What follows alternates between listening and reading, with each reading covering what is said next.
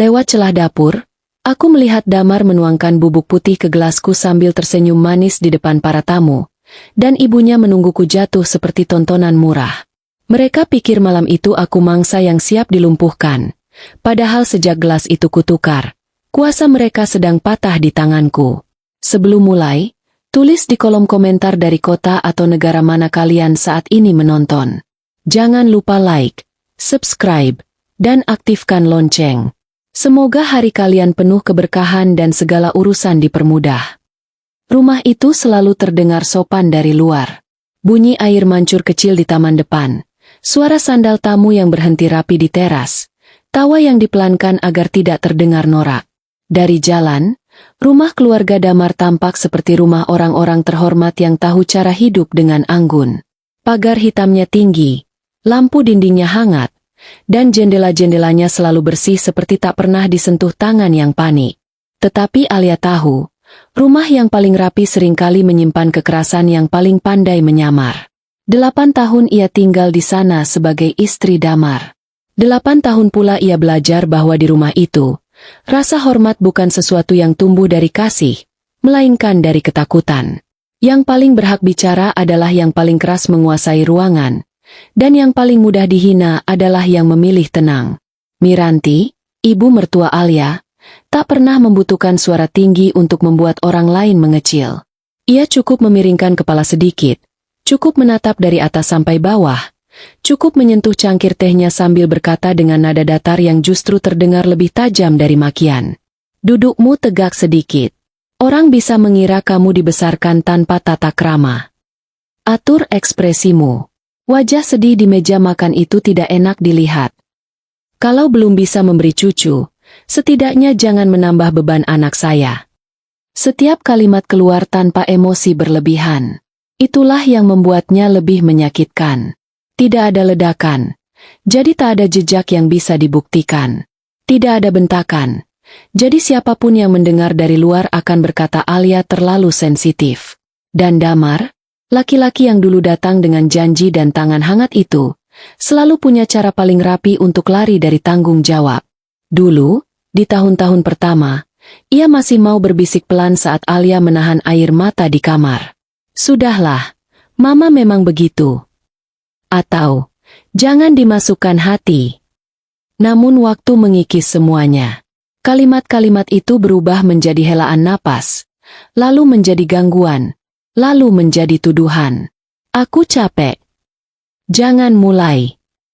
Kamu selalu bikin suasana berat. Pada akhirnya, Alia paham.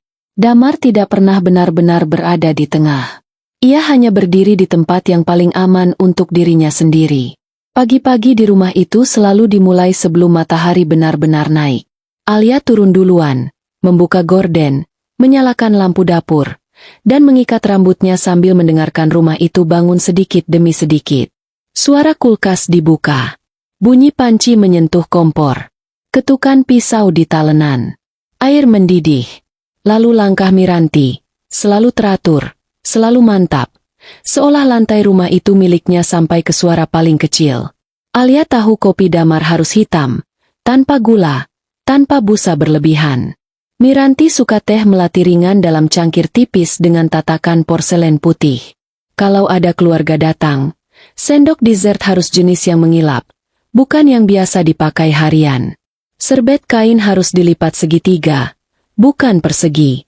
Mungkin terdengar kecil, tapi di rumah itu, penghinaan tidak datang lewat hal besar. Ia menetes lewat detail. Suatu pagi, saat Alia baru saja meletakkan semangkuk potongan pepaya di meja, Miranti berhenti di kursinya, lalu menyentuh ujung serbet dengan 2 jari. Ini miring. Alia cepat membetulkan. Maaf, Bu. Miranti duduk perlahan. Kamu ini aneh. Hal sekecil ini saja masih salah. Damar duduk di ujung meja, menyalakan layar ponselnya, lalu menyeruput kopi tanpa melihat siapapun. Alia berdiri beberapa detik lebih lama dari yang seharusnya. Ia ingin sekali bertanya, sekecil apapun, kenapa semua yang ia lakukan selalu salah.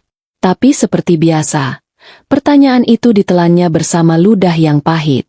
Tekanan tak berhenti di meja makan. Ia mengikuti Alia ke ruang keluarga, ke tangga, ke kamar tidur. Dalam acara keluarga, Miranti paling senang melempar kalimat-kalimatnya saat ada penonton. Suatu siang, ketika dua saudara Damar datang makan bersama, Miranti memanggil Alia yang sedang membawa teh. "Kemari." Alia mendekat dengan nampan di tangan. Miranti menatap blus biru muda yang dipakainya, lalu tersenyum tipis. "Kamu belum sempat ganti." Alia menunduk sedikit. "Ini bersih, Bu." Miranti mengangkat alis. "Bersih itu belum tentu pantas. Yang datang hari ini bukan ibu-ibu arisan." Tawa kecil terdengar dari ujung meja. Tidak keras. Justru itulah yang membuatnya lebih menghina. Semua orang mendengar, tapi tak seorang pun merasa perlu menghentikan. Alia menoleh sekilas ke arah Damar. Ia bahkan tidak mengangkat kepala. Malam harinya, ketika kamar mereka remang dan suara televisi dari ruang bawah tinggal dengung samar, Alia berdiri di depan lemari sementara Damar melepas kancing mansetnya. "Kamu dengar tadi?" tanya Alia. Damar menatap cermin, bukan dirinya. "Apa lagi?" "Ucapan Mama." Damar mengembuskan napas panjang seperti sedang menghadapi masalah yang melelahkan. "Alia, aku cuma tanya, kamu dengar atau tidak?" "Aku dengar. Tapi kamu juga nggak usah setiap hal dibesar-besarkan." Alia menoleh cepat. "Itu memalukan." "Yang bikin capek bukan Mama," potong Damar. "Yang bikin capek kamu. Semua harus dibahas. Semua harus masuk hati. Jadi aku salah karena merasa dihina." Damar meletakkan mansetnya lebih keras dari biasa. "Kamu salah karena selalu mencari alasan supaya aku merasa bersalah." Kalimat itu jatuh datar, namun cukup untuk membuat ruangan terasa lebih dingin. Sejak malam-malam seperti itu, Alia berhenti banyak bicara. Bukan karena ia tak punya suara, tapi karena ia tahu suaranya selalu diputarbalikkan menjadi gangguan. Maka ia menjadi perempuan yang lebih hening, lebih hati-hati, lebih kecil. Ia belajar tersenyum saat tak ingin tersenyum. Belajar menghindari tatapan. Belajar menunggu badai lewat tanpa melawan. Sampai bulan itu datang. Miranti sedang sibuk menyiapkan jamuan ulang tahun pernikahannya yang ke-35. Rumah dirombak dalam skala kecil tapi merepotkan. Vas-vas bunga baru datang, taplak meja diganti, lampu ruang makan diuji satu persatu. Bahkan pelayan lama dimarahi hanya karena tata letak garpu tidak simetris. Di rumah itu, perayaan bukan soal bahagia. Ia soal citra. "Alia, kamu fokus di dapur belakang," kata Miranti 3 hari sebelum acara, sambil melihat daftar menu. "Yang di depan biar saya dan Damar yang tangani." Alia mengangguk. Ia paham artinya. Ia tak cukup pantas berdiri di depan tamu, tapi cukup berguna untuk memastikan semuanya berjalan mulus dari belakang. Namun di tengah kesibukan itu, Damar justru terasa berbeda. Bukan lebih baik. Justru terlalu lembut dengan cara yang tidak natural.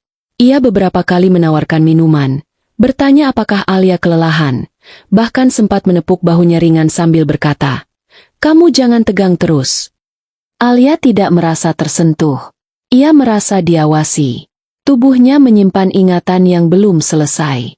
2 bulan sebelumnya, ia pernah merasa sangat pusing setelah minum jus yang dibawakan Damar ke kamar. Pusingnya datang aneh. Bukan seperti masuk angin, bukan seperti kurang tidur. Pandangannya berat, lengannya lemas, dan kelopak matanya turun seperti ditarik paksa. Ia tertidur hampir seharian. Saat bangun, Miranti berdiri di ambang pintu dan hanya berkata, "Kalau mau sakit, jangan pilih hari saat rumah sedang ada urusan." Waktu itu Damar menyentuh dahinya sekilas dan berkata, "Mungkin kamu terlalu capek." Ada juga malam lain ketika teh hangat dari tangan Damar membuatnya tertidur begitu cepat sampai ia bangun menjelang subuh dengan mulut pahit dan kepala seperti digantung. Laci meja riasnya sedikit terbuka. Map kecil tempat ia menyimpan salinan surat-surat peninggalan ayahnya bergeser. Ia ingin curiga, tapi tak punya bukti. Dan di rumah itu, kecurigaan Alia selalu dianggap drama. Sore jamuan tiba dengan langit yang cepat menggelap. Suara kendaraan tamu mulai terdengar dari halaman. Di dapur, Piring-piring kecil beradu, oven dibuka tutup, aroma mentega, lada hitam, dan kulit lemon bercampur dalam udara panas. Alia berdiri di antara nampan dan mangkuk dessert, mengecek urutan penyajian sambil mendengar tawa-tawa pertama muncul dari ruang depan. Miranti sempat masuk ke dapur sebentar, menatap sekeliling dengan mata menyapu. Pastikan tidak ada yang terlambat keluar. Baik, Bu. Dan kamu jangan muncul sebelum saya panggil. Alia menjawab pendek, lalu terus bekerja. Tak lama setelah Miranti pergi, Damar muncul di ambang pintu pantry. Jas hitamnya pas, rambutnya rapi, senyumnya tenang. Ia tampak seperti tuan rumah ideal yang disukai semua orang. Kamu kelihatan pucat, katanya. Aku baik-baik saja. Nanti minum yang banyak. Jangan sampai bikin aku repot. Alia menatapnya. Nada suaminya terdengar ringan, bahkan hampir manis. Tapi mata itu kosong.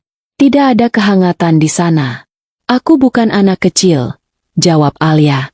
Damar tersenyum tipis. Semoga. Ia pergi. Kalimat itu tertinggal seperti jarum kecil yang menyangkut di kulit. Malam turun penuh. Ruang tengah dipenuhi gaun-gaun berkilau, tawa sopan, dan suara gelas bersentuhan. Miranti berdiri di depan tamu seperti pemilik panggung yang sedang menerima penghormatan. Damar di sisinya, tampan, licin, mudah bergaul. Dari dapur belakang, Alia hanya tampak jika orang sengaja mencarinya. Dan tidak ada yang sengaja mencarinya. Di dapur utama, ada jendela kecil menghadap lorong menuju pantry. Tirainya tak pernah tertutup rapat. Dari sanalah Alia melihat sesuatu yang membuat seluruh tubuhnya membeku. Damar masuk ke pantry sendirian. Ia melihat sekeliling, memastikan lorong kosong. Lalu ia mengambil satu gelas tinggi dari nampan paling kanan. Gelas itu Alia kenal. Air lemon hangat dengan sedikit madu, minuman yang tadi disiapkan pelayan khusus untuknya. Gerakan Damar cepat, terlalu tenang. Dari saku dalam jasnya, ia mengeluarkan sachet putih kecil. Ia merobeknya dengan jari, menunduk sedikit, lalu menuangkan seluruh bubuk itu ke dalam gelas Alia. Sendok kecil berputar. Kali, 2 kali, 3 kali. Bunyi logam halus menyentuh dinding kaca. Damar mengangkat gelas itu sedikit ke arah lampu, memastikan bubuknya larut. Bibirnya bahkan melengkung tipis sebelum ia meletakkan gelas itu kembali. Lalu ia keluar. Begitu saja. Alia tidak langsung bergerak. Jari-jarinya masih memegang tepi meja sampai buku-bukunya memutih. Suara dapur mendadak jauh. Seorang pelayan bertanya sesuatu di belakangnya. Tapi Alia bahkan tak menangkap katanya. Yang tinggal hanya gelas itu, sendok itu, dan senyum Damar tadi. Jadi ini bukan firasat. Bukan kebetulan. Bukan tubuhnya yang terlalu sensitif. Ia menunggu 1 detik. Lalu 1 detik lagi. Kemudian ia meletakkan serbet yang tadi dipegangnya, keluar dari dapur, dan melangkah ke pantry. Di atas meja, beberapa gelas sudah tertata di 2 nampan. Gelas miliknya ada di sana. Irisan lemon tipis di bibir gelas. Permukaannya tenang, terlihat biasa. Di sebelah kirinya ada gelas air bening dengan bunga Eddie Black kecil. Gelas Miranti. Alia mengenalinya karena mertuanya selalu minta air tanpa rasa dengan es sedikit. Tangan Alia bergerak sebelum takut sempat meraih bahunya. Ia menukar kedua gelas itu. Tidak ada bunyi. Tidak ada ragu. Hanya satu perpindahan kecil yang begitu sederhana, namun cukup untuk membalik malam. Ia merapikan posisi keduanya agar tak tampak berubah, lalu mundur selangkah. Jantungnya menghantam begitu keras sampai tenggorokannya bergetar. Namun wajahnya tetap tenang. Ia kembali ke dapur tepat saat seorang pelayan masuk mengambil nampan. Alia berdiri di balik pintu, melihat melalui celah sempit. Nampan dibawa keluar. Tamu-tamu tertawa. Miranti menerima gelas lebih dulu. Damar sedang bicara dengan seorang pria tua, tersenyum, mengangguk, mengangkat dagu. Lalu matanya bergerak sekilas, menangkap gelas di tangan ibunya. Wajahnya langsung kehilangan warna. Ia berhenti bicara di tengah kalimat. Kepalanya berputar cepat, ke nampan, ke pantry, lalu ke arah dapur. Tatapannya bertemu Alia. Alia tidak bergerak. Detik itu panjang. Sunyi di antara keramaian. Miranti mengangkat gelas ke bibir. Damar melesat. Ia menabrak bahu tamu lain, menggumamkan permisi yang patah, lalu menyambar gelas itu dari tangan ibunya terlalu keras. Brak! Gelas kristal pecah di lantai. Air menyebar tipis bersama serpihan kaca dan bunga kecil yang menempel di marmer. Musik masih mengalun, tapi seluruh ruangan mendadak diam. Damar! Suara Miranti tajam, penuh malu dan marah. Beberapa tamu menoleh bersamaan. Seorang perempuan menutup mulut. Seorang pria tua mengerutkan dahi. Ada yang berbisik, ada yang pura-pura melihat ke arah lain tapi tetap memperhatikan. Damar berdiri kaku di antara serpihan itu. Napasnya tidak rata, wajahnya pucat. Sedikit darah muncul di telapak tangannya. Tapi matanya tetap mencari Alia. Hati-hati, pecahannya, kata Alia sambil melangkah mendekat. Suaranya tenang. Itu justru membuat suasana makin janggal. Apa yang kamu lakukan? Tanya Miranti lagi. Gelasnya licin, jawab Damar cepat. Licin. Miranti menatap lantai, lalu menatap anaknya. Kamu pikir saya tidak lihat? Bisik-bisik makin tebal. Alia menoleh ke arah pelayan yang membawa lap, lalu berkata pelan, cukup jelas untuk didengar orang-orang terdekat. Mungkin suami saya terlalu khawatir kalau ada minuman yang salah diminum. Kalimat itu membuat udara di ruangan seperti tersangkut. Damar menatapnya. Jangan mulai. Alia menatap balik. Mulai apa? Tidak ada yang tertawa. Tidak ada yang bergerak. Semua orang ingin tahu, tapi tak berani bertanya. Miranti menarik napas panjang. Sudah, bersihkan ini. Sisa malam berjalan pincang. Musik masih ada. Makanan tetap keluar. Kue tetap dipotong. Namun pesta itu tak pernah pulih. Wajah Damar terlalu pucat. Senyum Miranti terlalu kaku. Dan Alia, untuk pertama kalinya dalam bertahun-tahun, tidak merasa sebagai orang paling lemah di ruangan. Begitu tamu terakhir pulang dan suara mobil menjauh dari halaman, rumah itu kembali sunyi. Pelayan membersihkan pecahan terakhir. Lilin-lilin di ruang makan dipadamkan satu persatu. Alia baru saja masuk kamar saat pintunya dibuka keras. Damar berdiri di sana. Kamu yang tukar gelas itu. Ia tidak bertanya. Ia menuduh. Alia duduk di depan meja rias, melepas antingnya satu sisi. Kalau iya. Rahang Damar menegang. Kamu sadar apa yang bisa terjadi? Alia menatap bayangannya di cermin, lalu menoleh perlahan. Kamu sadar apa yang hampir kamu lakukan? Kamu tidak tahu itu apa? Kalau begitu, kenapa kamu panik saat ibu kamu yang pegang? Damar melangkah mendekat. Aku cuma mau kamu tenang. Dengan membuat aku linglung? Tertidur? Tidak sadar. Aku melakukan yang perlu. Kalimat itu keluar datar. Seolah tak ada garis yang ia langgar. Alia berdiri. Kursi kecil di depannya bergeser pelan. Sudah berapa kali? Tanyanya. Damar diam. Jus? Teh? Minuman mana lagi yang kamu pakai? Alia. Jangan mengada-ada. Aku lihat sendiri. Damar mengusap wajahnya kasar. Kamu makin susah diatur. Semua hal kamu curigai. Semua hal kamu simpan sendiri. Aku cuma. Pintu terbuka lagi. Miranti masuk tanpa mengetuk. Kalian mau membuat satu rumah dengar. Suaranya rendah, tapi tajam. Ibu hampir minum racun dari anak ibu sendiri, kata Alia. Jaga bicaramu. Kenapa? Takut terdengar. Miranti menatap Damar cepat. Lalu kembali ke Alia. Kamu tidak tahu konteksnya. Alia tertawa pendek. Konteks apa yang membenarkan suami mencampur bubuk ke gelas istrinya?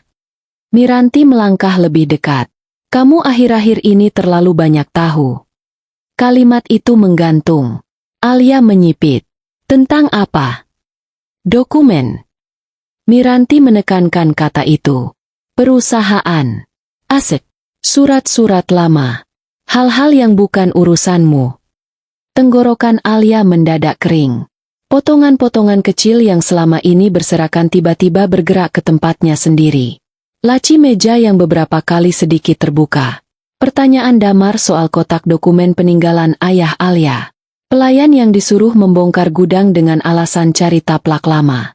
Dan kini, ini, jadi bukan sekadar ingin mempermalukannya. Mereka ingin mengambil sesuatu. Sesuatu dari ayahnya. Sesuatu yang begitu penting sampai mereka rela melumpuhkannya.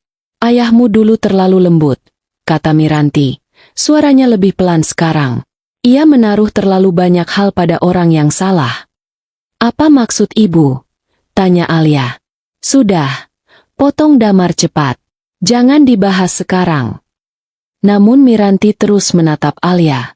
Yang kamu warisi lebih besar dari yang kamu pahami. Dan kami belum bisa membiarkan semuanya jatuh ke tanganmu sebelum kamu cukup tenang. Alia merasa dingin menjalar dari tengkuk ke punggung. Nang. Itu kata yang mereka pakai. Bukan sadar. Bukan berhak. Nang. Seolah haknya sendiri hanya boleh disentuh jika mereka mengizinkan. Alia melangkah ke pintu, membukanya lebar, dan berkata, "Keluar." Miranti mengerutkan dahi. "Apa?" "Keluar dari kamar saya." "Alia, jangan gila," desis Damar. "Saya tidak akan tidur di bawah atap yang sama dengan dua orang yang mencoba membius saya demi dokumen." Miranti menegang. "Kamu hati-hati kalau bicara." Alia menatap lurus. Ibu juga. Banyak yang lihat gelas itu pecah. Ruangan mendadak hening. Damar menggertakkan rahang, lalu menarik lengan ibunya. "Kita keluar dulu." Begitu pintu tertutup, Alia langsung menguncinya. Tangannya baru gemetar setelah semua selesai. Ia mundur selangkah, duduk di tepi ranjang, lalu menatap layar ponselnya yang memantulkan wajah pucat sendiri. Hanya satu nama yang muncul di kepalanya. Eno, sahabat lama ayahnya. Pengacara yang dulu sering datang ke rumah masa kecil Alia dengan map dan tawa tenang. Setelah menikah, Damar selalu bilang tak perlu melibatkan orang luar dalam urusan keluarga. Lama-lama Alia juga menjauh. Malam itu, ia menelepon. "Lia?" Suara Nino serak tapi langsung siaga. "Ada apa?" Alia memejam. "Om, saya butuh ketemu. Besok pagi. Secepatnya." "Kamu aman?" Alia menatap pintu yang terkunci. "Untuk malam ini, iya. Tapi saya rasa saya sudah terlalu lama tidak aman." Sebelum rumah benar-benar bangun, Alia sudah pergi. Ia membawa koper kecil, tas tangan, dan map pribadi yang sempat ia ambil dari laci. Meja makan di bawah masih kosong. Hanya ada cangkir-cangkir sisa semalam dan bunga yang mulai menunduk. Ia menutup pintu tanpa suara. Di kantor kecil Nino, semuanya mulai terbuka. Setelah mendengar cerita Alia tanpa memotong, lelaki itu berdiri, membuka brankas besi di sudut ruangannya, lalu mengeluarkan map biru tua. "Ayahmu titip ini," katanya. "Katanya, kalau suatu hari kamu datang sendiri, tanpa suamimu, berarti waktunya kamu tahu." Tangan Alia langsung dingin. Isi map itu membuat dunianya bergeser. Ada akta, surat kepemilikan saham, dokumen penunjukan kuasa, dan satu struktur yang selama ini disembunyikan dari dirinya. Perusahaan induk yang menopang sebagian besar usaha keluarga Damar ternyata berdiri di atas penyertaan modal besar dari ayah Alia. Sebelum meninggal, ayahnya memindahkan kepemilikan pengendali ke atas nama Alia, dengan klausul perlindungan khusus. Jika Alia mengalami ancaman, manipulasi, atau paksaan untuk menyerahkan haknya, maka semua kuasa otomatis gugur dari tangan pasangan dan kembali penuh kepadanya. Alia membacanya 2 kali. Lalu sekali lagi. Jadi selama ini, Damar dan Miranti berdiri tinggi di atas sesuatu yang secara hukum adalah miliknya. Tidak heran mereka ingin ia dibuat tak sadar. Tidak heran mereka mencari dokumen. Tidak heran Miranti selalu ingin memastikan Alia tetap kecil, tetap ragu, tetap mudah dikendalikan. "Mulai sekarang," tanya Alia lirih.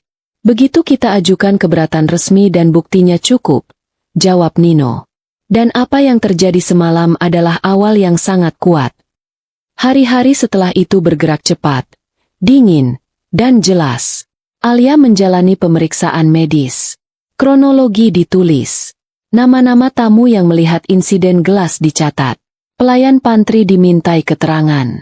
Nino mengirim surat aktivasi kendali ke Dewan Perusahaan Induk dan meminta rapat luar biasa. Damar menelepon belasan kali. Kita bisa bicara. Kamu salah paham. Mama shock. Jangan bawa ini keluar. Kamu juga bagian dari keluarga ini.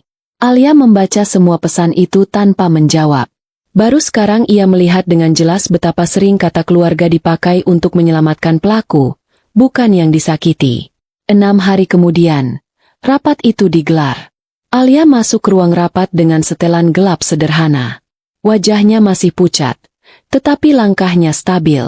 Begitu ia masuk bersama Nino, percakapan di ruangan itu putus.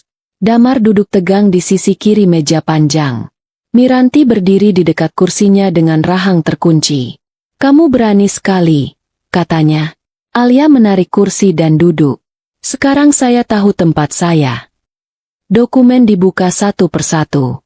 Struktur kepemilikan dibacakan. Klausul perlindungan dijelaskan.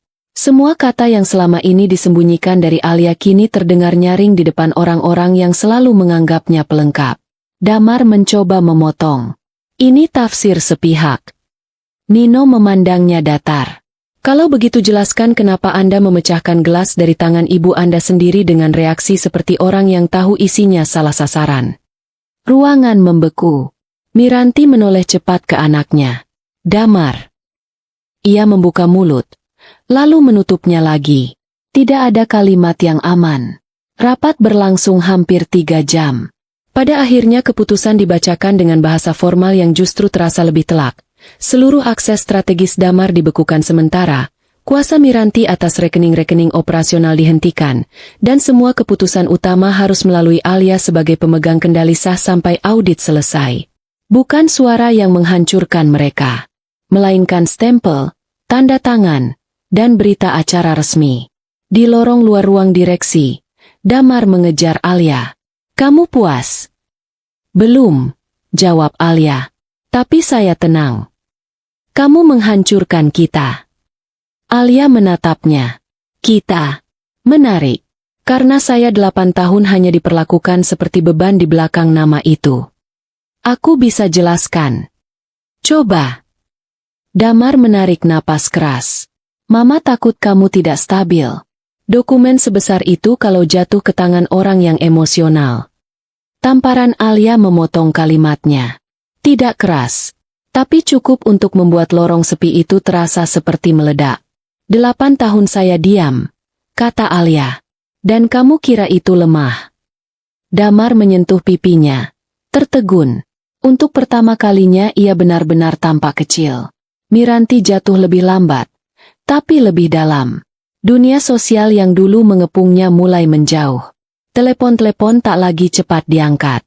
Undangan makan malam dibatalkan. Bisik-bisik tentang gelas pecah dan warisan yang ternyata bukan milik mereka menjalar dari satu meja ke meja lain. Semua orang ingin terlihat sopan, tapi semua juga ingin menjadi orang pertama yang tahu akhir ceritanya. 2 minggu kemudian, Miranti datang ke apartemen servis tempat Alia tinggal sementara. Tidak ada pelayan. Tidak ada meja makan panjang. Hanya ruang duduk kecil, teko teh, dan jendela besar yang dipukul hujan tipis. Aku mau bicara, kata Miranti. Alia mempersilahkannya masuk. Perempuan itu tampak lebih tua, lebih keras menahan diri. Setelah beberapa detik duduk tanpa kata, akhirnya ia berkata, "Kamu masih marah?" Alia menatapnya. Ibu datang untuk memastikan. Aku datang untuk menyelesaikan. Bagus. Saya juga. Miranti menarik napas, lalu memilih kata dengan hati-hati. Mungkin kami terlalu jauh. Tapi semua yang kami lakukan demi menjaga keluarga tetap utuh. Alia tidak langsung menjawab. Ia menuang teh ke cangkirnya sendiri, membiarkan bunyi cairan hangat mengisi jeda. Keluarga yang utuh tidak perlu membius salah satu anggotanya, katanya akhirnya. Miranti menegang. Kamu tidak punya bukti zat itu apa. Tapi saya punya bukti siapa yang menuangkannya. Dan siapa yang panik saat gelasnya pindah. Sini. Miranti menggenggam tasnya lebih erat. Kalau kamu teruskan ini, Damar habis.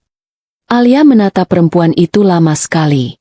Saat saya dihina bertahun-tahun, ibu pernah berpikir saya habis. Miranti memalingkan wajah. Itu jawaban yang paling jujur yang pernah diberikannya. Konfrontasi terakhir dengan Damar terjadi di rumah lama, ketika Alia datang hanya untuk mengambil sisa barang. Rumah itu masih rapi, masih bersih, masih indah. Tapi kini semuanya terasa seperti dekorasi yang lupa untuk siapa ia dipasang. Damar menunggu di ruang tengah. Kemejanya kusut sedikit. Matanya cekung. Di meja kecil ada segelas air yang tak disentuh. Aku salah, katanya begitu Alia masuk. Alia terus berjalan menuju lemari kecil tempat map dan beberapa barang pribadinya tersisa. Aku panik, kata Damar lagi. Mama menekan. Perusahaan goyah.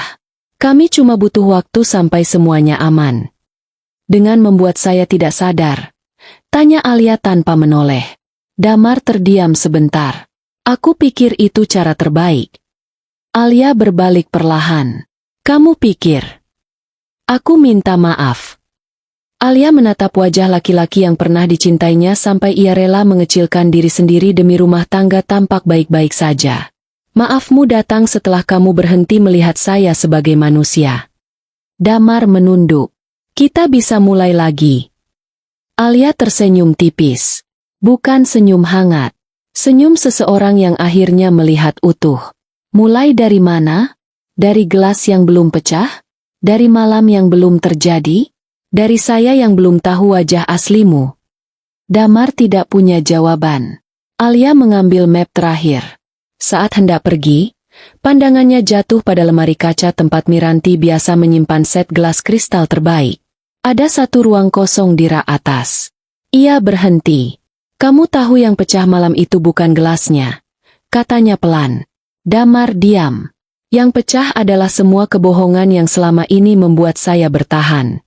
Alia pergi tanpa menoleh lagi. Hidup barunya tidak langsung mudah. Tapi untuk pertama kalinya, ia jujur.